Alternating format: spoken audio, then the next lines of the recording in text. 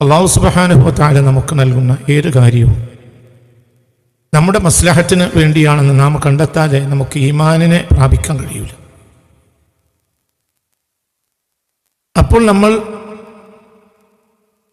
യഥാർത്ഥത്തിൽ അല്ലാഹു സുബ്ഹാനഹു വ തആലയുടെ നമ്മളുമായുള്ള ബന്ധത്തെ നമ്മൾ കണ്ടെത്തും. ചിലപ്പോൾ നമുക്ക് ഖൈറുണ്ടാവും, ചിലപ്പോൾ നമുക്ക് ഷർറുണ്ടാവും. ഷർറ് എന്ന് പറയുന്നത് അതിൻ്റെ പ്രത്യക്ഷത്തിൽ മാത്രമാണ്, അതിൻ്റെ ആഴത്തിൽ അത് ഷർറാവുകയില്ല. നമ്മൾ ചിന്തിക്കണം. ആഴത്തിലേക്ക് നമ്മൾ ചെന്നിട്ട് അതിൻ്റെ ഖൈറിനെ കണ്ടെത്തും. എവിടെയും ഖൈറല്ലാതെ ഒന്നും ഉണ്ടാവില്ല, ഖൈറേ ഉണ്ട്. നമ്മൾ അള്ളാഹുലേക്ക് തിരിഞ്ഞു നിൽക്കുന്നവർ. ഈ ദുനിയാവിൽ അള്ളാഹു റഹ്മാൻ. എന്താ റഹ്മാൻ? വഴിപ്പെട്ടവർക്കും വഴിപ്പെടാത്തവർക്കും അറ്റല്ലാതെ റഹ്മത്ത് കൊടുത്തവൻ. പിന്നെ ഈ റഹ്മത്തിനെ കണ്ടെത്താൻ നമുക്ക് കഴിയണം. ചിലപ്പോൾ നമുക്കത് ഷർറായി അനുഭവിക്കും. ആ റഹ്മത്തിനെ കണ്ടെത്താൻ നമുക്ക് കഴിയാത്ത കാലത്തോളം രോഗം അത് റഹ്മത്തായിരിക്കും. നിങ്ങളെല്ലാം ചിന്തിക്കണം. നമ്മൾ ജീവിതത്തിൻ്റെ ആഴത്തിലേക്ക് നമ്മൾ ഇറങ്ങിപ്പോകണം. അള്ളാഹു നമ്മളുടെ ബന്ധത്തെ സുദൃഢമാക്കണം. നമ്മൾ കാര്യങ്ങളുടെ ആഴത്തിലേക്കൊന്ന് പോകും. അള്ളാഹു റഹ്മാനാണ്. അള്ളാഹു എത്ര സ്ഥലത്താണ് ഞാൻ റഹ്മാനാണെന്ന് പറഞ്ഞത്? അവിടെ വഴിപ്പെടണമെന്നില്ല, വഴിപ്പെടേണ്ടെന്നില്ല, അല്ലേ? അങ്ങനെ തന്നെയല്ലേ? അള്ളാഹു ബിസ്മില്ലാഹിർ റഹ്മാനിർ റഹീം. വഴിപ്പെട്ടവനും വഴിപ്പെടാത്തവനും റഹ്മത്ത് ചുരിഞ്ഞു കൊടുക്കണം. രോഗം വന്നു, അത് റഹ്മത്തായിരിക്കും. ഒരു മുസീബത്ത് വന്നു, അത് റഹ്മത്തായിരിക്കും. ഒരു വലിയ നേട്ടത്തിന് താഴത്തേക്ക് ഇറങ്ങി, അത് റഹ്മത്തായിരിക്കും. ജോലി നഷ്ടപ്പെട്ടു, അത് റഹ്മത്തായിരിക്കും. എല്ലാം നഷ്ടപ്പെട്ടു, അതൊക്കെ റഹ്മത്തായിരിക്കും. എല്ലാം റഹ്മത്താണ്. അവിടെ എല്ലാം റഹ്മത്തിൻ്റെ ഒരു സ്പർശത്തെ നമുക്ക് കണ്ടെത്താൻ കഴിയും. അതിന് ആഴത്തിലേക്ക് അത് എത്തിച്ചേർന്നാൽ അത് റഹ്മത്താണെന്ന് മനസ്സിലാവും. അപ്പോഴേ നമുക്ക് യഥാർത്ഥത്തിൽ അള്ളാഹുവിലേക്ക് എത്താൻ കഴിയുള്ളൂ. അല്ലാതെ നമുക്ക് സുഖം ഉണ്ടാവുമ്പോൾ മാത്രം അള്ളാഹു നമുക്ക് അനുഗ്രഹം ചെയ്തു, സുഖം പോയാൽ അള്ളാഹു തആല അനുഗ്രഹം ചെയ്യുന്നില്ല എന്ന് മനസ്സിലാക്കി. നമ്മൾ ഭൂരിഭാഗം അങ്ങനെയാണ്. നിങ്ങളീ ഇരിക്കുന്ന പല ആളുകളെയും ഞാൻ മനസ്സിലാക്കുന്നിടത്തോളം എന്തെന്നാൽ ഒരു ദുആ കിട്ടാൻ വേണ്ടി വന്നവരായിരിക്കും ഒരു നല്ലൊരു ശതമാനം ആൾ. എൻ്റെ ദുആ കിട്ടാനുള്ള കാരണം ജീവിതത്തിലുള്ള പ്രയാസങ്ങൾ. നിങ്ങൾ ഇവിടുത്തെ വലിയ കച്ചവടക്കാരോ വലിയ കഴിവാളന്മാരോ ആണെങ്കിൽ നിങ്ങൾ ഇവിടെ വരില്ല, ഒരിക്കലും വരില്ല. നിങ്ങൾക്ക് ആഴ്ചയിൽ ഓരോ സൂപ്പർ മാർക്കറ്റ് ഉദ്ഘാടനം ചെയ്യുകയാണ് ദുബായിലും അബുദാബിയിലും എങ്കിൽ നിങ്ങൾക്ക് വരാൻ കഴിയില്ല. വന്നാൽ തന്നെ എന്തെങ്കിലും ഒരു സംഭാവന 10,000, 10,000, 50,000, 1 ലക്ഷം, 10 ലക്ഷം കൊടുത്താലും ഒരു പറയും എൻ്റെ തിരക്കാണ്, ഞാൻ പോട്ടെ. എന്നിട്ട് അതിൻ്റെ റെസീറ്റ് വാങ്ങി ഒരു കൗണ്ടറിൽ അതിൻ്റെ പൈസ കൊടുക്കും, റെസീറ്റ് വാങ്ങിപ്പോകും. എന്നിട്ട് അവർ ചെറിയത് വാങ്ങിയിട്ട് വലിയൊരു ഒഴിവാക്കും. ഏതാ വലിയ അള്ളാഹുവിനെ പറ്റിയുള്ള അറിവാണ്, അതവർ ഒഴിവാക്കി.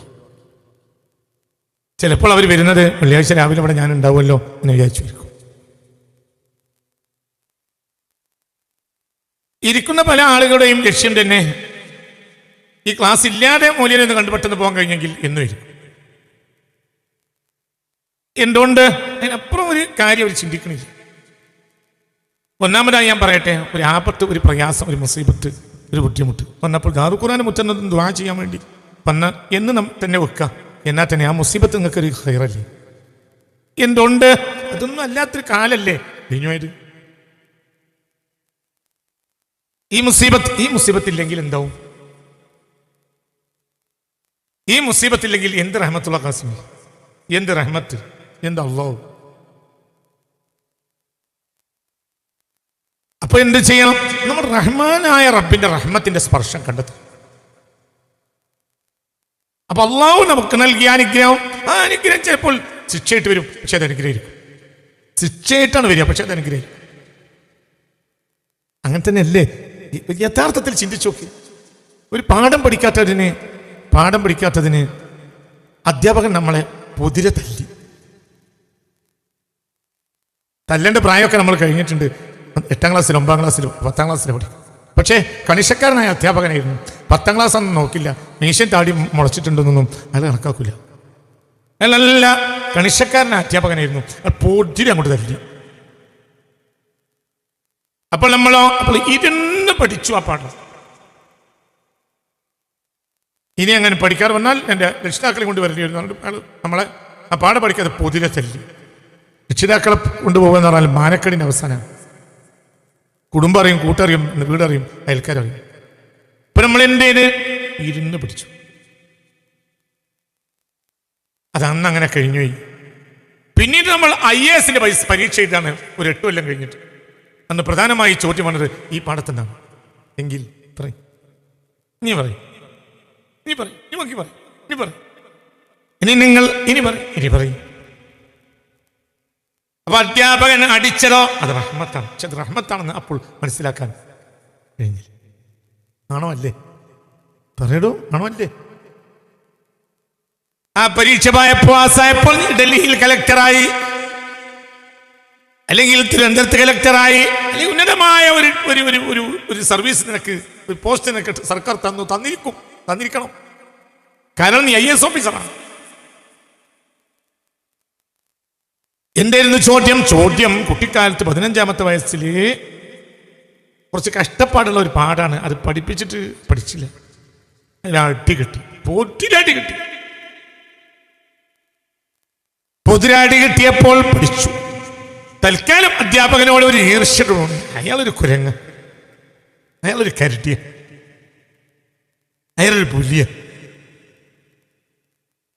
പിന്നെ ഈ കൊല്ലം കൂടി അവിടെ കഴിക്കണമല്ലോ എന്ന് വിചാരിച്ചിട്ടാണ് വേറെ എവിടെയെങ്കിലും ഈ പകുതി SSLC പകുതിയായ സമയത്ത് വേറെ സ്കൂളിൽ പോകാൻ നിർവാഹമില്ല. സത്യാണോ അല്ലേ? പുലിയാണ് ഈ അനുഗ്രഹം. ഈ അധ്യാപകനാണ് നിനക്ക് ഈ അനുഗ്രഹം കൊണ്ടുവന്നത്. ഇനി ഇത് നേരെ രാജാതിരാജനിലേക്കൊക്കെ. അനുഗ്രഹമല്ലാത്ത ഒന്നുമില്ല. എപ്പോഴും പെരുപ്പിക്കേണ്ട വാക്കേടാ അൽഹംദുലില്ലാഹ്, അൽഹംദുലില്ലാഹ് എന്ന് പറയേണ്ടതല്ലാത്ത ഒരു സമയം നമ്മുടെ ജീവിതത്തിൽ ഇല്ല തന്നെ. അൽഹംദുലില്ലാഹ് പറഞ്ഞാൽ പോരാ, അൽഹംദുലില്ലാഹ് കാണണം. അൽഹംദുലില്ലാഹ് എന്ന് കാണണം. തൻ്റെ ഭാര്യ മക്കളെ നോക്കിയിട്ട് അൽഹംദുലില്ലാഹ് എന്ന് പറഞ്ഞ ആളുകൾക്ക് 24 മണിക്കൂറിൻ്റെ ഉള്ളിൽ അങ്ങനെ പറഞ്ഞ ആളുകൾക്ക് കൈപൊക്കാമെന്ന് കഴിഞ്ഞ ആഴ്ച ഞാൻ ചോദിച്ചിരുന്നു. ഞാൻ പിന്നെയും ചോദിക്കാം. സ്വന്തം ഭാര്യ മക്കളെ അള്ളാഹു തന്നിട്ട് ആലോചിച്ചിട്ട് അവരെ മുഖത്തേക്ക് നോക്കി അൽഹംദുലില്ലാഹ് എന്ന് പറഞ്ഞ ആളുകൾക്ക് ഇന്ന് കൈപൊക്കാം. അപ്പോഴും ഞാൻ തന്നെ കൈപൊക്കും. ഞാൻ കൈപൊക്കും.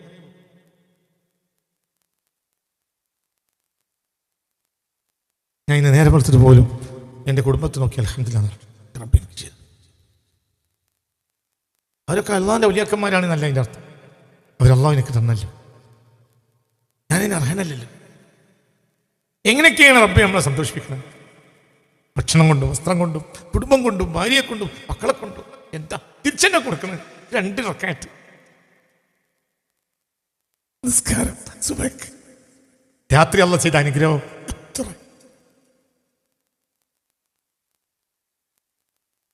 സുബഹിക്കോ 2 റക്അത്ത് നിസ്കാരം.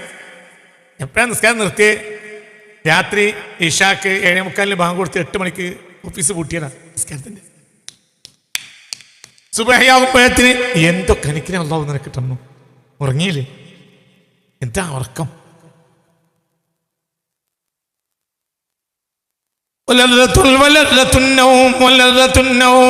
ഹബീബായ നബി പറഞ്ഞു, ഒരാൾ ഒരു ഭിക്ഷക്കാരൻ നബിയോട് ചോദിച്ചു, ഞാനൊരു ഭിക്ഷക്കാരനാണ് നബിയെ. അള്ളാഹു എന്നോട് ചോദിക്കാൻ മാത്രം എൻ്റെ കയ്യിൽ എന്ത് നിഅമത്താണുള്ളത് നബിയെ? ഏതാണ് ആയത്ത്?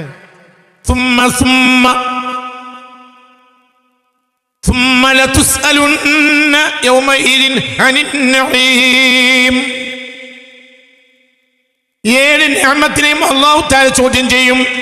ഏത് നിഅമത്ത് ആസ്വദിച്ചാലും അള്ളാഹു ചോദ്യം ചെയ്യും.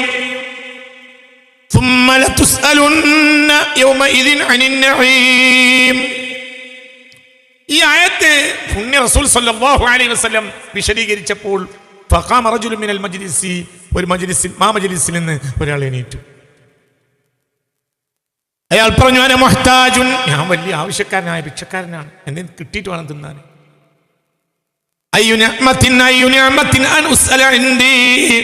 അള്ളാഹ്ക്ക് ചോദിക്കാൻ മാത്രം എന്ത് നിഅമത്താണ് എൻ്റെ കയ്യിലുള്ളത്?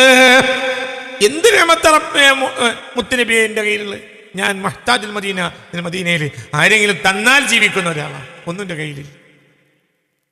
അപ്പോൾ ഹബീബായ റസൂലുള്ളാഹി പറഞ്ഞു, ഖദ്ദുൽ ഖാമ, എണീറ്റ് നിൽക്കാനുള്ള കഴിവാണ്. നീ എന്റെ എണീറ്റില്ല.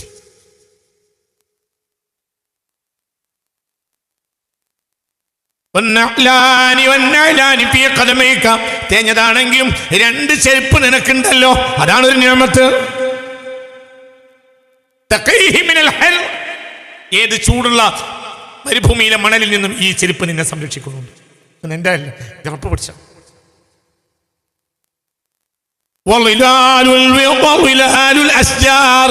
ഈ മരച്ചോട്ടിന്റെ തണൽ നീ അനുഭവിച്ചില്ലേ, അതാണ് മറ്റൊരു നിയമത്ത്. ഒരു മരച്ചോട്ടിലാണ് നബി സ്വഹാബത്തും മുത്ത് മുഹമ്മദ് മുസ്തഫ സല്ലല്ലാഹു അലൈഹി വസല്ലം സ്വഹാബത്തും മരച്ചോട്ടി. അപ്പോൾ പറഞ്ഞു, മേൽക്കൂരി ഒന്നുമല്ല, ഇവിടെ എന്തുണ്ടല്ലോ പറ, എന്തുണ്ട്? മരമുണ്ട്.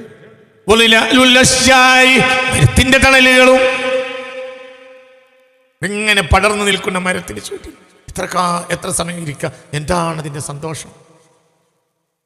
എത്ര ദൂരം വേനലിൽ നടന്നു വന്നാലും മരം കണ്ട ഒരു സന്തോഷം. ഈ ചൂട്ടിൽ കുറച്ചേരം ഇരുന്ന് എന്തെങ്കിലും കയ്യിൽ നിന്ന് വെള്ളമൊക്കെ കുടിച്ച് മുഖത്തേക്ക് ലക്ഷം വെള്ളമാക്കി, അല്ലാ ഇനി ഒരു 4 കിലോമീറ്റർ നടക്കാൻ ഒരു പ്രയാസമുണ്ട്. സത്യല്ലേ? അല്ലേ? പിന്നെയോ പിന്നെത്രയാ,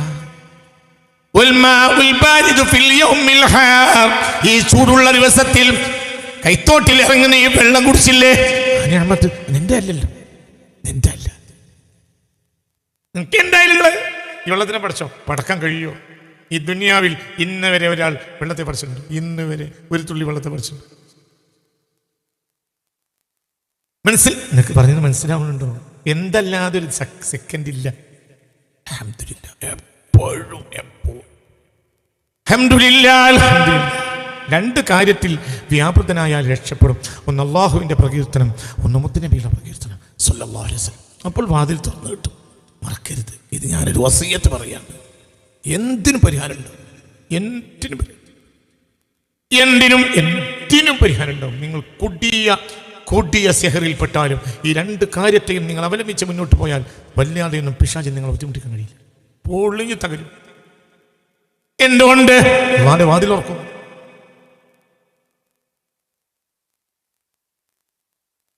അള്ളാഹുവിലേക്ക് 2 വാതിൽ തുറന്നിട്ടുണ്ട്. അള്ളാഹുവിലേക്ക് അന്ത്യനാൾ വരെ 2 വാതിൽ തുറന്നുകൊണ്ടേയിരിക്കും. ആ 2 വാതിൽ അടക്കുകയില്ല. ഒന്ന് സനാഉല്ലാഹ്, ഒന്ന് സനാഉ റസൂലില്ലാഹ്. ലോകം കണ്ട മഹാന്മാർ ഇത് എഴുതി വെച്ചതായി ഞാൻ കണ്ടിട്ടുണ്ട്. അള്ളാഹുവിനെ പുകഴ്ത്തലും മുത്തുനബിയെ പുകഴ്ത്തലും സല്ലല്ലാഹു അലൈഹി വസല്ലം. ഈ 2ന്റെയും വാതിൽ അടക്കൂല. എപ്പോഴും അത് ചെയ്യണം. അള്ളാഹിനെ പുകഴ്ത്തൽ, അൽഹംദുലില്ലാഹ്. മുത്തുനബിയെ പുകഴ്ത്തൽ, അസ്സലാത്തു അലാ റസൂലില്ലാഹ്. മറക്കരുത്. ചെറുതാണെങ്കിലും അൽഹംദുലില്ലാഹ് എന്ന് പറഞ്ഞ് റബ്ബിൽ ആലമീൻ എന്ന് പറയാൻ നിനക്ക് നേരെ കിട്ടിയില്ല, എന്നാലും അൽഹംദുലില്ലാഹ് എന്ന് പറഞ്ഞാ അതിനേക്കാൾ വലിയ മരുന്നില്ല. വല്ലാത്ത മരുന്നാണ്. ഒന്നിനും ഉപദ്രവിക്കാൻ കഴിയില്ല. അവിടെ എത്തണമെങ്കിൽ നമുക്ക് ആദ്യം നിഅമത്തിനെ ആസ്വദിക്കണം.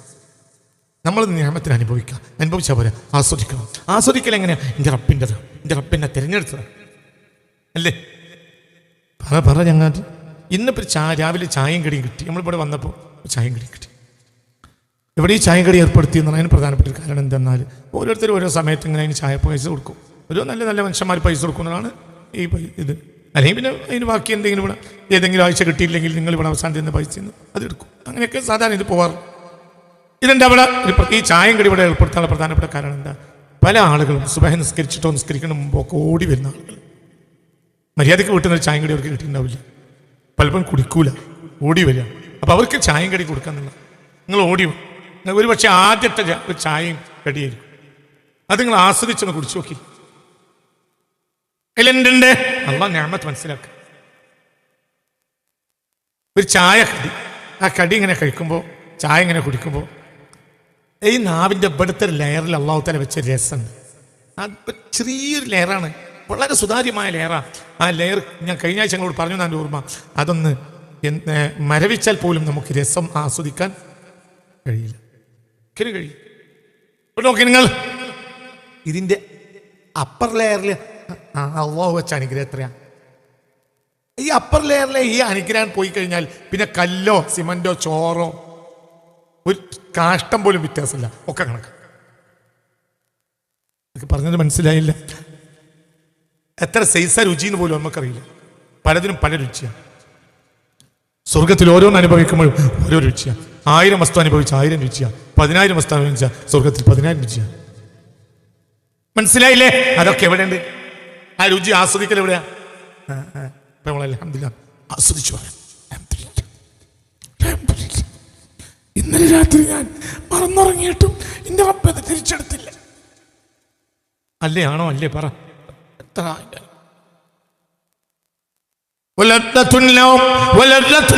ഉറക്കിന്റെ രസവും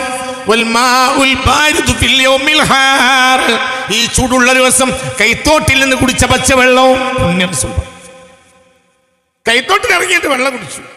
മരിപ്പച്ചകൾ ഉണ്ടാവും മരുഭൂമിയിൽ. യാത്രക്കാർക്കിടയിൽ മരിപ്പച്ചകൾ കുടിച്ചിട്ടുണ്ടാവും. ആ മരിപ്പച്ച തേടി അങ്ങനെ പോ. ഒട്ടകം മരിപ്പച്ച ഉണ്ടായാലോ ഒട്ടകത്തിനെ മേയാൻ വിടും, വെള്ളം കൊടുക്കും, പിന്നെ അവർ കുളിക്കും കുടിക്കും. അതാണ് മരുഭൂമിയിലെ യാത്ര. മരുഭൂമി എന്ന് പറഞ്ഞാൽ ഒരു സംഭവം. പിന്നെയോ പിന്നെ യാത്രക്കാരന് തോൽപാത്രങ്ങളിൽ വെള്ളം ശേഖരിക്കും, പിന്നെ അങ്ങനെ യാത്ര ചെയ്യും. ഇനി അടുത്ത മരപ്പച്ച എത്തുന്നവരെ ഈ വെള്ളം ഉണ്ടാവും, ഈ തണുപ്പുണ്ടാവും, ഈ കുളിരുണ്ടാവും. ഇനി ചിലപ്പോൾ കുളിരുണ്ടാവില്ല, വെള്ളം ഉണ്ടാവില്ല. അപ്പോൾ അല്ലാഹു സുബ്ഹാനഹു വ തആല നമുക്ക് നമ്മളിൽ സ്വയം വെള്ളം ഉൽപ്പാദിപ്പിക്കും. ആണോ? അല്ലേ? അതിൻ്റെ കുളിര് മതിയോ? മനസ്സിലായില്ല. ചിലപ്പോൾ നമ്മളെ വിയർപ്പുണ്ടല്ലോ, നിങ്ങൾ പോളിസ്റ്റർ അല്ല, നിങ്ങൾ നല്ല ഉള്ളിലെപ്പോഴും എന്ത് ചെയ്യണമെന്നറിയോ? ഒരു കോട്ടൻ്റെ ഒരു എന്തെങ്കിലും ഒരു വസ്ത്രം, പ്രത്യേക ആനന്ദം. നമ്മൾ തൊഴിലെടുക്കുന്ന നേരത്തിൽ കോട്ടൻ്റെ ബനിയനിട്ട് നോക്ക്. നിങ്ങൾ ഒരു കോട്ടൺ വസ്ത്രമാണ് അല്ലെങ്കിൽ കോട്ടന്റെ ബനിയനാണ് നോക്ക്, വെള്ളം കിട്ടിയില്ല തന്നെ നോക്ക്, പക്ഷേ പെട്ടെന്ന് വെള്ളം ഉൽപ്പാദിപ്പിക്കും. ആ വെള്ളം ഉൽപ്പാദിപ്പിക്കുന്ന നേരത്ത് ചെറിയൊരു ചൂടുണ്ടാവും, പക്ഷെ ഒരു 2 മിനിറ്റ് കഴിഞ്ഞാൽ ചെറിയ കാറ്റ് വന്നാൽ മതി, അതിങ്ങനെ അടിച്ചങ്ങനെ വീശും. ഇനി മണിക്കൂർ കണക്കിന് പണിയെടുക്കാം. നിങ്ങൾ അങ്ങനെ പണിയെടുത്തിട്ടുണ്ടോ? അല്ലേ? അതിന് അങ്ങനെ പണിയെടുത്തവരെങ്കിലും ഒന്ന് കൈവക്കി മനുഷ്യന്മാർ അല്ലേ? അതാ 2-3-4 ആൾ. ഞാൻ ഇഷ്ടംപോലെ അങ്ങനെ പണി. ഞാൻ അടിസ്ഥാനപരമായി ഒരു കർഷകനാണ്. എന്തോ ഭാഗ്യത്തിനോ നിർഭാഗ്യത്തിനോ ഇങ്ങനെ ഒരു മൂല്യമായി പോയത്. എന്നിരിക്കൽ എൻ്റെ ഭാഗ്യത്തിന് അല്ലെങ്കിൽ നിങ്ങളുടെ നിർഭാഗ്യത്തിന് ഏതായാലും ചിന്തിക്കും. പണിയെടുക്കുമ്പോൾ ഒരു വിയർപ്പ്, അങ്ങനെ വിയർപ്പിനെ ആഗിരണം ചെയ്യുന്ന, മനസ്സിലായില്ലേ, ഒരു ബനിയനിട്ട് വിയർപ്പ് പൊട്ടുന്ന സമയത്ത് ചൂടുണ്ടാവും. പിന്നെ ആ വിയർപ്പും ഈ കോട്ടൻ്റെ ബനിയൻ തമ്മിൽ അല്ലെങ്കിൽ കോട്ടൻ്റെ വസ്ത്രം തമ്മിൽ പൊരുത്തപ്പെടും. പിന്നെ നമുക്ക് അത് മതിയാകും. അന്ന് വൈകുന്നേരം പണിയെടുക്കും. വെള്ളം കിട്ടിയില്ലെങ്കിൽ മതി. അപ്പോൾ വെള്ളം കിട്ടാതിരിക്കുമ്പോൾ അള്ളാഹു നമ്മുടെ ഉള്ളിൽ നിന്ന് വെള്ളത്തെ ഉൽപ്പാദിപ്പിക്കും. ആണോ? അല്ലേ? പറയും. അനുഗ്രഹം എത്രയാ! ഈ വിയർപ്പില്ലായിരുന്നെങ്കിൽ എന്താണ് അതിന്റെ രസം? വിയർപ്പിൽ ഇങ്ങനെ പണിയെടുക്കുമ്പോൾ എന്താ അതിന്റെ രസം? എന്റെ വിയർപ്പുണ്ട്, ഇനി വിയർപ്പുണ്ട്, എന്തൊക്കെ ഉണ്ടായി. വിയർപ്പിന്റെ വേസ്റ്റ് പുറത്തുപോയി. ഷുഗർ കംപ്ലൈൻ്റ് ഉള്ള ആളുകൾ എപ്പോഴും വിയർക്കണം, ഡെയിലി വിയർക്കണം. ഏറ്റവും വേസ്റ്റ് പുറത്തു പോകുന്ന സാധനമാണ് എന്ത്? വിയർപ്പ്. വെയിലുള്ളതാണ്. ഷുഗർ കംപ്ലൈൻ്റ് ഉള്ള ആളുകൾ വിയർക്കണം, എന്നും വിയർക്കണം. വിയർക്കാന്ന് പറഞ്ഞാൽ എന്തൊക്കെ അനുഗ്രഹങ്ങളാണ് അതിനുള്ളത്. അള്ളാഹു സ്വയം നമുക്കൊരു തണുപ്പിനെ ഉൽപ്പാദിപ്പിച്ചിരിക്കുന്നു. ഒന്നുകൂടെ നമ്മളെ ഊർജ്ജസ്വലരാക്കി. വേസ്റ്റൊക്കെ പുറത്തു. വിയർത്ത് കഴിഞ്ഞ് വിയർപ്പ് വറ്റിക്കഴിഞ്ഞാൽ നമ്മുടെ ശരീരത്തിൽ ഇങ്ങനെ തൊട്ട് നോക്കിയാൽ ഒരു പശ പോലെ നിങ്ങൾക്ക് തോന്നും. ഈ പശ നിങ്ങളെ ഉള്ളിലുള്ള വേസ്റ്റ് ആയിരുന്നു, ഇതിപ്പോൾ പുറത്തായി. നീ നല്ല ഓരച്ചൊരു കുളി വിളിച്ചു.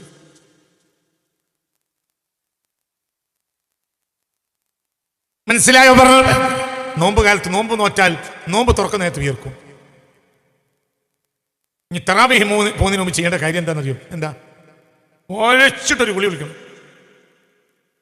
അത് അങ്ങനെ 30 ദിവസം ചെയ്താൽ ആ മനുഷ്യന് ആ വർഷം രോഗം ഉണ്ടാവില്ല. വലിയൊരു പാഠാണ് ഞാൻ ഈ പറഞ്ഞത്, മറക്കരുത്. ഇനി ഭക്ഷണം കഴിക്കുന്നതിന് മുമ്പ് കുളിക്കണം, നല്ലൊരു കുളിയാണ്. ഭക്ഷണമൊക്കെ പിന്നെ കഴിക്കും. തെറാവി കഴിഞ്ഞിട്ടായാലും വിരോധമൊന്നുമില്ല, പക്ഷേ തെറാവിന് മുമ്പ് കുളിച്ചു കഴിഞ്ഞാലുള്ള സുഖം തന്നെയാണ്. ഓട്ടുവായി ഇടാതെ തെറാവി നിസ്കരിക്കാൻ കഴിയും. മറ്റിങ്ങനെ തെറാവിനിടയിൽ ഇങ്ങനെ വെച്ചേക്കും. ചെറിയൊരു നോമ്പുറക്കൽ കഴിഞ്ഞു, നിസ്കാരം കഴിഞ്ഞു. ഭാര്യയോട് പറഞ്ഞു ഭക്ഷണം ചൂടായിക്കൂടെ, വിളമ്പിക്കൂടെ. ഞാനിതാ കുളിക്കുന്നു. 5 മിനിറ്റ് 10 മിനിറ്റ് ഒരൊറ്റ കുളി, എന്നിട്ട് വന്ന് ഭക്ഷണം കഴിക്കാം, എന്നിട്ട് തെറാവിന് പോകും. വല്ലാത്തൊരു ആനന്ദ. ഇനി ഇനി ഇനി ബാക്കിയൊക്കെയുള്ള കുളി നോർമൽ കുളി മതി. ഇനി അങ്ങനെ ഒരു കുളി നാളെ വൈകുന്നേരം. എന്തുകൊണ്ട്? ഒരു തരം വേസ്റ്റ് പുറത്തേക്ക് ഇങ്ങനെ വരും. അവിടെ നിങ്ങൾ ഇങ്ങനെ തൊട്ട് നോക്കിയാൽ എന്തുണ്ടാവും? ഒരു പശ പോലത്തെ ഒരു ഒട്ടലുണ്ടാവും. ഈ ഒട്ടൽ എവിടുന്നോ അമേരിക്കൻ അയച്ചതല്ല, എൻ്റെ ജിൽദിന്റെ ഉള്ളിലായിരുന്നു. ഇപ്പോൾ ഇത് ജിൽദിന്റെ പുറത്തേക്ക് വന്നു. ഇത് പുറത്തേക്കാക്കാൻ വേണ്ടി കോഴിക്കോട് ഒരു ആശുപത്രി കൊണ്ടുവന്നാൽ ഇതിന്റെ ഉള്ളിൽ ചോദിച്ച് ഇതിന്റെ ഉള്ളിൽ കുറച്ച് വേസ്റ്റ് ഉണ്ട്, അതൊന്ന് പുറത്താക്കി തരണമെന്ന് കോഴിക്കോട്ടെ ഒരു ആശുപത്രി പോയി പറഞ്ഞാൽ ഒരു 6 ലക്ഷം 12 ലക്ഷമെങ്കിലും ഒരു വാങ്ങിയേക്കും. എന്നാലും പുറത്താക്കാൻ കഴിയില്ല. ഇത് 10 വയസ്സല്ലാതെ പുറത്താക്കി തരും. എന്ത് പറയണം? അൽഹംദുലില്ലാഹ്, 10 പൈസ ചെലവില്ല.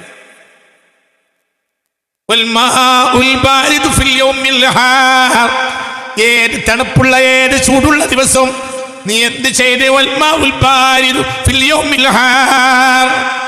ശക്തമായ ചൂടിലും കനാലിൽ കൈത്തോട്ടിൽ ഇറങ്ങിയിട്ട് ലേശം പച്ചവെള്ളം കുടിച്ചു മതി. അതങ്ങനെ കുടിച്ചാൽ അതിന്റെ രസം, വെള്ളത്തിന് ഇത്ര രസം ഉണ്ടെന്ന് അറിയാം. ദാഹിക്കുമ്പോൾ കുടിക്കണം. പിന്നെ നബി സല്ലല്ലാഹു അലൈഹി വസല്ലം അവസാനം പറഞ്ഞു, വല്ലദത്തുന്നവും, ഞാൻ വിശദീകരിക്കാതെ വിട്ടതാ, വല്ലദത്തുന്നവും, ഉറക്കിന്റെ ലദ്ദത്ത്, ആസ്വാദനവും. ലദ്ദത്തുന്നവും, ഉറക്കിന്റെ ആസ്വാദനവും. നാട്ടു ഓടിച്ച് പണിയെടുത്തിട്ട് രാത്രി 11 മണി ഒന്നൊന്ന് കുളിച്ച് ചെറിയൊരു ഭക്ഷണം കഴിച്ചു, നിസ്കരിച്ചു, ഒറ്റക്കിടത്തം കിടന്ന ഇപ്പൊ സുബൈക്ക് എണീറ്റു. ഇപ്പൊ എന്താ ഇനി ഒരു ഭൂമി കീഴടക്കാനുള്ള ആരോഗ്യം. എൻ്റെ ഇടയിലോ എന്തൊക്കെ കണ്ടു. എൻ്റെ ഇടയിൽ മക്കത്ത് പോയി, എൻ്റെ ഇടയിൽ മദീനത്ത് പോയി, എൻ്റെ ഇടയിൽ തവാഫ് ചെയ്തു. അത് രാജകുമാരൻ്റെ കല്യാണ സദസ്സിൽ പങ്കെടുത്തു. മകളെ രാജാവിന് കെട്ടിച്ചു കൊടുത്തു. രാജാവിൻ്റെ മകളെ നമ്മൾ കെട്ടി. ഇതൊന്നും സ്വപ്നം കാണാത്ത ആളുകളുണ്ടെങ്കിൽ അടുത്ത ക്ലാസ്സിന് വരണ്ട. എന്നിടയിൽ എന്തൊക്കെ ഉണ്ടായി? ഇന്ത്യൻ പ്രധാനമന്ത്രിയായി, കേരള മുഖ്യമന്ത്രിയായി, ഗവർണർക്കും വല്ലണ്ടെന്ന് ഇപ്പൊ മനസ്സിലായി. എന്തൊക്കെയായി എൻ്റെ ഇടയിൽ എന്തൊക്കെയായി? എൻ്റെ ഇടയിൽ ഗൾഫിലെ ഏറ്റവും വലിയ കച്ചവടക്കാരനായി, യോഗ്യനായി, നാട്ടിലെ ഏതൊരാളെയും അടിച്ച് തള്ളിയിടാൻ മാത്രം ആരോഗ്യമുള്ളവനായി. അതിൻ്റെ ഇടയിൽ നെയിൽ നദി നീന്തിക്കിടക്കുന്നു. അതിൽ വിമാനം പറപ്പിച്ച് നേരെ കരിപ്പൂരിൽ നിന്ന് വിമാനം എടുത്തുകൊണ്ടിട്ട് നേരെ ദുബായിലിറക്കി. പൈലറ്റ്. എന്തൊക്കെയായി? പിന്നെ എല്ലാം കഴിഞ്ഞ് അക്കമണിനെല്ലാം കാണിച്ചു. പഴയ എൻ്റെ കുട്ടിക്കാലത്തുണ്ടായിരുന്നു, എൻ്റെ സ്കൂളിൽ ആനിവേഴ്സറി ഒക്കെ നടക്കുന്ന സമയത്ത് ഒരാൾ അയാളെ കയ്യിൽ ഇങ്ങനെ ഫോട്ടോ കാണിച്ചു കൊടുക്കുന്നുണ്ടോ? അയാൾ 10 ഫോട്ടോ കാണിച്ചുകൊണ്ട് 50 പൈസ കൊടുക്കും. മനസ്സിലായില്ല? നിങ്ങൾക്ക് ഓർമ്മയുണ്ടോ? വല്ലത് ഓർമ്മയുണ്ടോ? നിങ്ങൾക്ക് പറഞ്ഞത് മനസ്സിലായി? എൻ്റെ കുട്ടിക്കാലത്തുണ്ടായിരുന്നു ഈ ഫോട്ടോ കൊണ്ടുവരുന്ന ഒരാൾ, ഓർമ്മയില്ലേ? അച്ഛനെ ഉയരുമ്പോൾ കൊണ്ടുവരും. ചില ആളുകൾ ഇതിന് പൈസ വാങ്ങാനായിട്ട് നിൽക്കും. സ്കൂളിൻ്റെ ഗേറ്റിന് നടക്കുന്ന ആളുകളെ എനിക്കറിയാം. ആനിവേഴ്സറിക്കൊക്കെ പ്രത്യേകിച്ചും ഫോട്ടോ കാണണോ? ആ ഫോട്ടോ ആണെങ്കിൽ 50 പൈസ, 10 ഫോട്ടോ കാണിച്ചു. അച്ഛന് പോണത് കല്ല് കുറുക്കണൊക്കെ ഇങ്ങനെ കാണിച്ചു തരും, 50 പൈസ. അക്കാലത്ത് 50 പൈസ എന്ന് പറഞ്ഞാൽ ചായയും കടിയും കിട്ടും. 25 പൈസ ചായയും 25 പൈസ കടിയും. ഇത് 10 പൈസ വേണ്ട. നാട്ടിലെ മുഴുവൻ ചരിത്രം അള്ളാഹ് എനിക്ക് കാണിച്ചു. എന്തൊക്കെയായി? എല്ലാം റാഹത്തായി എണീറ്റു. പിന്നെ ഒന്ന് റാഹത്തായി കുളിച്ചു, സന്തോഷിച്ചു.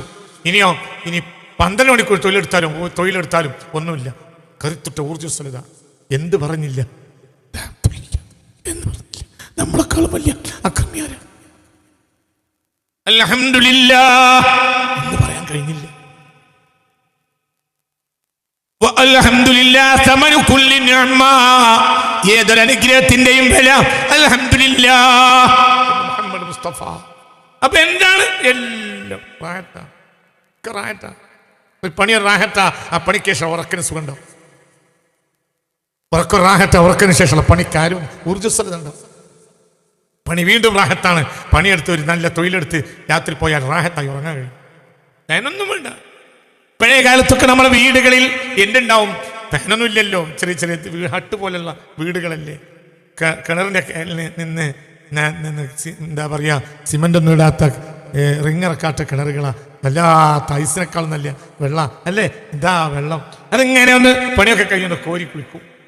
ഇശ നിസ്കരിച്ച് എന്തെങ്കിലും കഞ്ഞിയും കുടിച്ചിട്ട് വാപ്പ എന്ത് ചെയ്യുന്നറിയോ, നേരെ വീട്ടിൻ്റെ കൊലായിൽ വാതിലിൻ്റെ അപ്പുറത്തൊരു കൊലായുണ്ട്. ആരെങ്കിലും വന്നാൽ അവിടെ പായിട്ട് വർത്താനം പറയും. അതിങ്ങനെ കരി കൊണ്ടോ മറ്റോ മെഴുകും. അവിടെ എന്ത് ചെയ്യും, അവിടെ ഒരു പായിടും. ആ പായിൽ ഒരു മുണ്ടും വിരിച്ചിട്ട് ഒരൊറ്റ കടത്തും. ഫാന് വേണ്ട. പണിയുള്ള കാലത്ത് ഫാന് വേണ്ടിയിരുന്നില്ല, ഒരു ഫാനും വേണ്ട. ഇപ്പോൾ ഉറക്കം വരാത്ത, പണിയില്ലാത്തത് കൊണ്ട് ഉറക്കം വരുന്നില്ല. അപ്പോൾ ഫാനും AC ഉണ്ടായാൽ പോലും ഉറക്കം കഴിയുന്നില്ല.